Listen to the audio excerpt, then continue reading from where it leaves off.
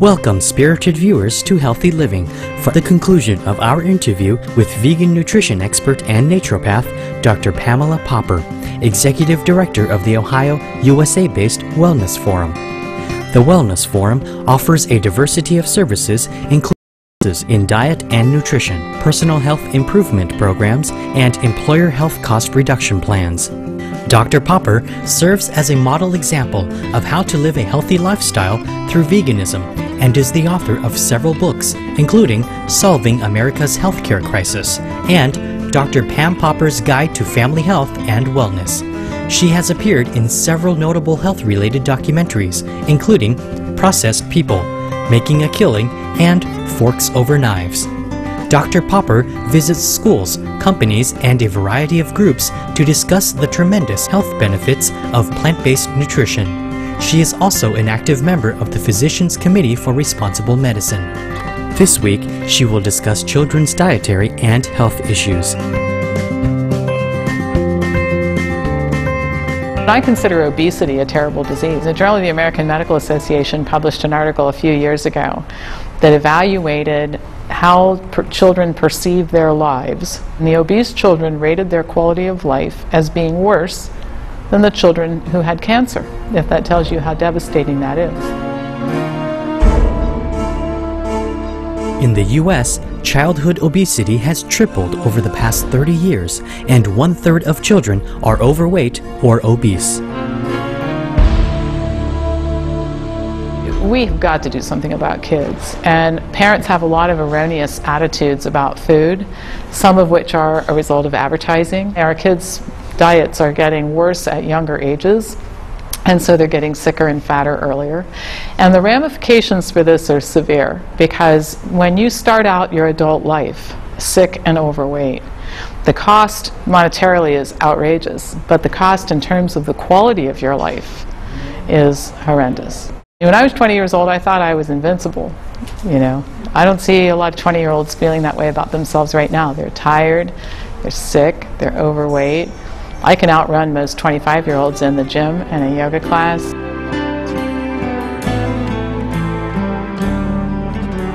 Dr. Popper is a firm believer that schools influence children's lives enormously. She has written in an online article, "This influence of schools can be used to educate children about the importance of diet, lifestyle, and health, which can have the powerful effect of improving the health status of our kids in the future."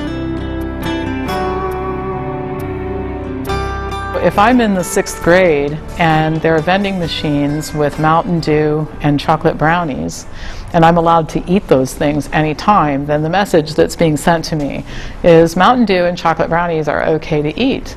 And if I go to the cafeteria and there's cheese-laden pizza and French fries for lunch, I'm being taught that cheese, pizza, and French fries okay to have. So we really have to start looking at the way that we're approaching children about food and the examples that we're setting and the messages that we're sending.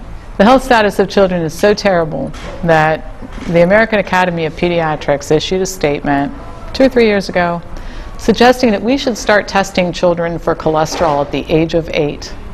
I can't think of anything worse than doing blood tests for cholesterol on 8-year-olds and prescribing statin drugs.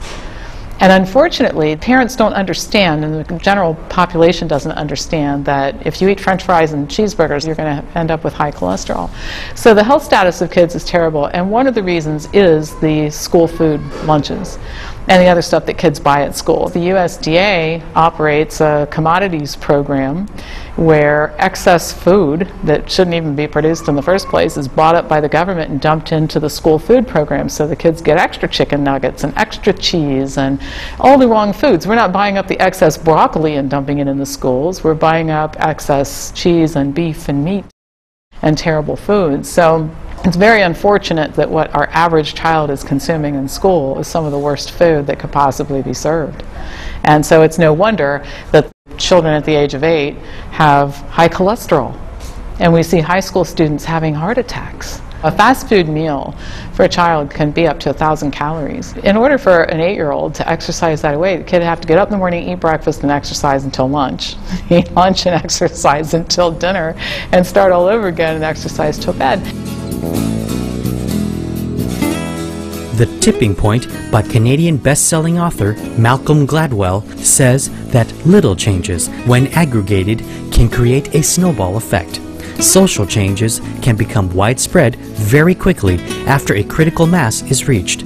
Dr. Popper sees Mr. Gladwell's observations on transforming societies as applicable to the challenge of reversing the declining state of children and adult health. I said in my book, if you want to help with this, you become the model citizen and you model the right behavior. So people look at you and say, I want to be like you. You're lean, you're energetic, your skin looks good, that sort of thing. We all have to start with ourselves, and then that becomes the center of influencing other people, and that's within our own immediate families and then all the other people that we can reach or care about. And there is a tipping point, and I don't know what it is in terms of numbers here, but at some point in time, this is going to catch on like wildfire.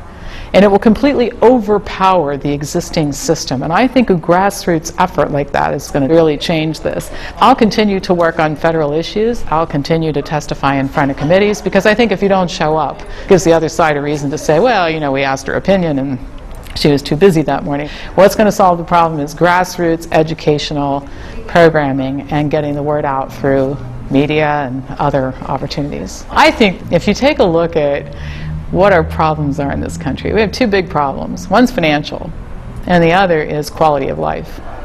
And they're both related to the same thing. It's our health status. And it is really simple to fix the diet. People think that there's some high-tech solution or that this is all so unknown and mysterious. It's not unknown, it's not mysterious. We know exactly what the problem is. Now we just have to fix it. And the solution is very simple. It's very inexpensive. I tell people all the time, stop being a patient, start living your life. Forks Over Knives is an inspirational movie depicting the life journeys of people who started off with various chronic diseases and traveled the road to recovery and vitality. And the amazing fact about their stories is that they did it simply by replacing the animal-based foods in their diets with plant-based ones.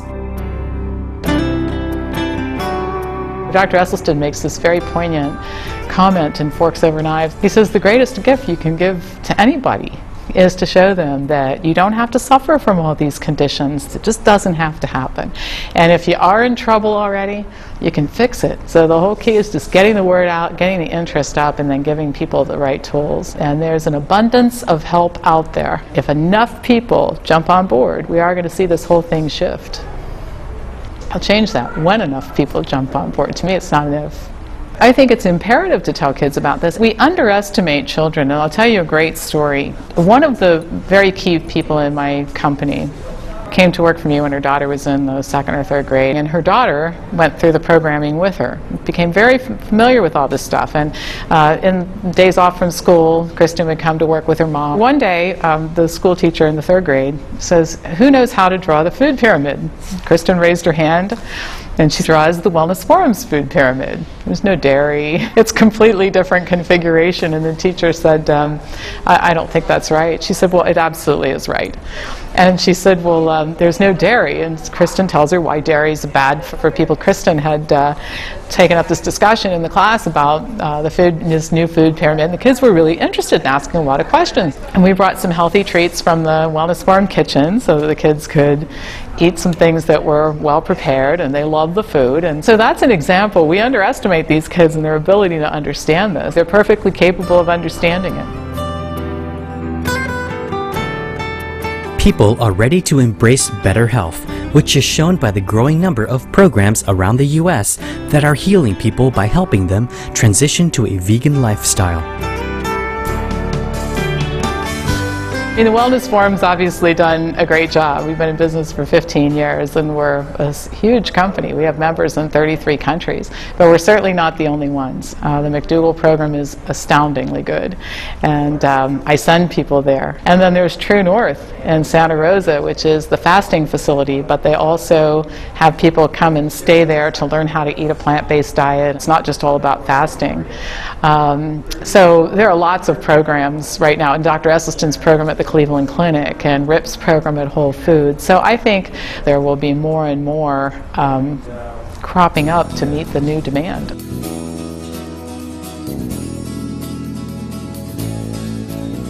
Dr. Pamela Popper, our appreciation for your sharing with us the manifold health benefits of a plant-based diet.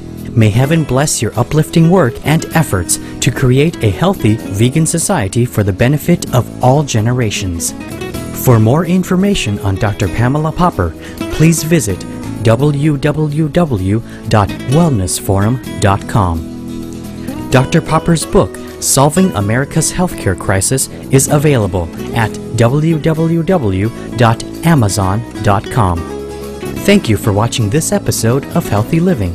May we all enjoy long, active lives. For more details, please visit www.suprememastertv.com/HL.